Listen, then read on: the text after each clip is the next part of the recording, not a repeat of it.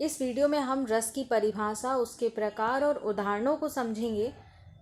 इस टॉपिक से आपके एग्ज़ाम में क्वेश्चन ज़रूर आएगा। तो चलिए शुरू करते हैं। सबसे पहले देखते हैं रस की परिभाषा क्या होती है। तो काव्य को पढ़ने सुनने से उत्पन्न होने वाली आनंद की अनुभूति को ही रस कहा जाता है। रस किसे कहते हैं? तो काव्य को पढ़ने सुनने से उत्पन्न होने वाली जो आनंद की अनुभूति होती है उसे ही रस कहा जाता है। ठीक है। रस, छंद और अलंकार काव्य के अंग हैं। रस, छंद और अलंकार ये तीनों ही काव्य के अंग हैं। अब रस के अंग देखते हैं। रस के 4 अंग होते हैं: स्थायी भाव, विभाव, अनुभाव और संचारी भाव। कुछ इसमें मैंने पॉइंट्स जो लिखे हैं ये आपके 1 मार्क्स के लिए यानी ऑब्जेक्टिव टाइप क्वेश्चंस के लिए इम्पॉर्टेंट हो जाएंगे, तो इन्हें भी आप याद कर लीजिएगा। संचारी भाव की संख्या 33 होती है। ये क्वेश्चन आपके एग्ज़ाम के लिए बहुत ही इम्पॉर्टेंट है। पूछ लिया जाता है कि संचारी भाव की संख्या कितनी होती है, तो आंसर होगा 33 होती है। ठीक है। अब रस के प्रकार देखते हैं। सबसे पहला रस है श्रृंगार रस। देखिए श्रृंगार रस क्या होता है? जिस काव्य में किसी नायक नायिका के सौंदर्य तथा प्रेम संबंधों का वर्णन किया जाता है वहाँ श्रृंगार रस होता है। श्रृंगार रस को रसपति या रसराज भी कहा जाता है। देखिए श्रृंगार रस क्या होता है? जिस काव्य में नायक नायिका के सौंदर्य या फिर प्रेम संबंधों का वर्णन होता है वहाँ पर श्रृंगार रस होता है। श्रृंगार रस का स्थायी भाव रति होता है। और श्रृंगार रस 2 प्रकार का होता है। एक तो संयोग श्रृंगार रस जिसमें नायक नायिका के मिलन का वर्णन होता है, और वियोग श्रृंगार रस जिसमें नायक नायिका के वियोग का वर्णन होता है। ठीक है। अब इसका उदाहरण है: राम को रूप निहारत जानकी, कंगन के नग की परछाई, याते सबे सुधि भूल गई, कर टेक रही पर टारत नाही। ये इसका उदाहरण हो जाएगा। अगला देखते हैं हास्य रस। जब किसी काव्य को पढ़कर या किसी की वेशभूषा, वाणी आदि को देखकर मन में जो प्रसन्नता का भाव उत्पन्न होता है उसे ही हास्य रस कहा जाता है। हास्य रस का स्थायी भाव हास यानी कि हंसी होता है। ठीक है। जब हम किसी की विचित्र वेशभूषा या फिर वाणी को देख करके हमारे जो मन में प्रसन्नता का, खुशी का जो भाव उत्पन्न होता है उस वहाँ पर हास्य रस होता है। ठीक है। इसका स्थायी भाव हंसी या हास है। उदाहरण है: बंदर ने कहा बंदरिया से, चलो नहाने चले गंगा, बच्चों को छोड़ेंगे घर पर, वही करेंगे हुड़दंगा। ठीक है। तो इस तरह से ये कुछ अटपटा सा सुनने में हंसी आती है कि बंदर ने बंदरिए से कहा कि चलो नहाने चले गंगा और बच्चों को छोड़ेंगे घर पर, वो करेंगे हुड़दंगा। तो यहाँ पर कुछ हंसी के भाव उत्पन्न हो रहे हैं, इसलिए यहाँ पर हास्य रस होगा। अगला है करुण रस। इस रस में किसी अपने के वियोग या दूर चले जाने से जो दुख या वेदना उत्पन्न होती है उसे करुण रस कहते हैं। मतलब कि जहाँ पर जिस काव्य में हमें दुख की अनुभूति होती है, विरह की वेदना उत्पन्न होती है, वहाँ पर करुण रस होता है। और इसका स्थायी भाव शोक होता है। इसका उदाहरण है: शोक विकल सब रोवहि रानी, रूप सीलु बलु तेज बखानी, करहि विलाप अनेक प्रकारा, परहि चोमितल बारहि बारा। ठीक है। इसका अगला देखते हैं वीर रस। जब किसी रचना या वाक्य आदि को पढ़ने से वीरता जैसे भाव उत्पन्न होते हैं तो उसे वीर रस कहा जाता है। और इसका स्थायी भाव उत्साह है।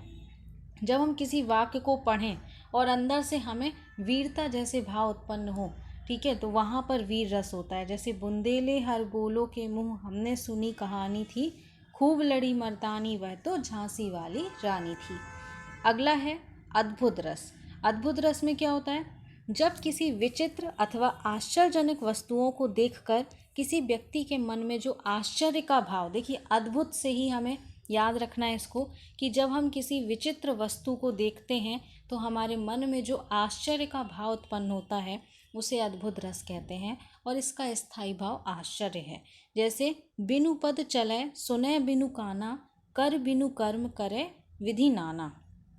अगला है यहाँ पर भयानक रस। तो जब किसी भयानक घटना या बुरे व्यक्ति या बुरी वस्तु को देखने से या उससे संबंधित वर्णन करने पर मन में जो व्याकुलता या भय का भाव उत्पन्न होता है वहाँ भयानक रस होता है और इसका स्थायी भाव भय होता है। क्या होता है? जब हम किसी भी भयानक घटना या कोई बुरे व्यक्ति या वस्तु को देखते हैं या फिर उससे संबंधित अपने कभी बारे में उसके बारे में बताते हैं, तो हमारे मन में जो डर उत्पन्न होता है, डर का भाव जागृत होता है, वहाँ पर भयानक रस होता है और इसका स्थायी भाव भय होता है। ठीक है। एक ओर अजगरही लखी, एक ओर मृगराय, बिकल बटोही बीच में परियो मूर्छा खाए। मतलब एक ओर अजगर और दूसरी तरफ मृगराय मतलब सिंह, और जो बटोही है वो बीच में बेचारा परेशान होता है और वो मूर्छा खा के गिर जाता है कि अब वो किस तरफ जाए। अगला है रौद्र रस। जब किसी एक पक्ष या व्यक्ति द्वारा दूसरे पक्ष या दूसरे व्यक्ति का अपमान करने अथवा अपने गुरुजन आदि की निंदा से जो क्रोध उत्पन्न होता है उसे रौद्र रस कहते हैं। मतलब यहाँ पर रौद्र का रस का जो स्थायी भाव है वो क्रोध होता है। ठीक है। तो जब एक व्यक्ति द्वारा दूसरे व्यक्ति का अपमान किया जाता है या फिर किसी की निंदा से जो हमारे मन में क्रोध उत्पन्न होता है, वहाँ पर रौद्र रस होता है। जैसे श्री कृष्ण के सुन वचन अर्जुन क्रोध से जलने लगे, सब सील अपना भूल कर करतल युगल मलने लगे। अगला है वीभत्स रस। जब किसी वस्तु या व्यक्ति को देखकर या उसके बारे में विचार करने से मन में उत्पन्न होने वाली घृणा या ग्लानि का भाव ही वीभत्स रस कहलाता है। इसका स्थायी भाव जुगुप्सा होता है। क्या होता है? जुगुप्सा। इन सभी रसों के आप स्थायी भाव जरूर याद कर लीजिएगा, ये आपके ऑब्जेक्टिव टाइप क्वेश्चंस के लिए भी हो जाएंगे, आपके कंप्लीट कर लीजिएगा इनको। तो यहाँ पे बीभत्स रस क्या होता है? जब किसी व्यक्ति या वस्तु को देखकर या उसके बारे में विचार करने से हमारे मन में जो घृणा उत्पन्न होती है, वहाँ पर वीर रस होता है। जैसे सिर पर बैठियो काग, आँख दो खात निकारत, खींचत जीवहि स्यार, अति आनुदित उर्धारत। अगला है शांत रस। जब किसी काव्य को पढ़ने या सुनने से मन में जो शांति उत्पन्न होती है, शांत से ही याद रखना है कि किसी भी काव्य को, वाक्य को पढ़ने या सुनने से मन में शांति मिलती है, तो वहाँ पर शांत रस होता है और इसका स्थायी भाव निर्वेद है। जब मैं था तब हरि नहीं, अब हरि है मैं नाही, सब अंधियारा मिट गया, जब दीपक देखा माही। अगला है वात्सल्य रस। जो भाव शिशु संबंधी प्रेम या संतान प्रेम अर्थात वात्सल्य नामक स्थायी भाव को जागृत करते हैं, उसे वात्सल्य रस माना जाता है। इसमें शिशु के पालने से उत्पन्न प्रेम की अभिव्यक्ति होती है।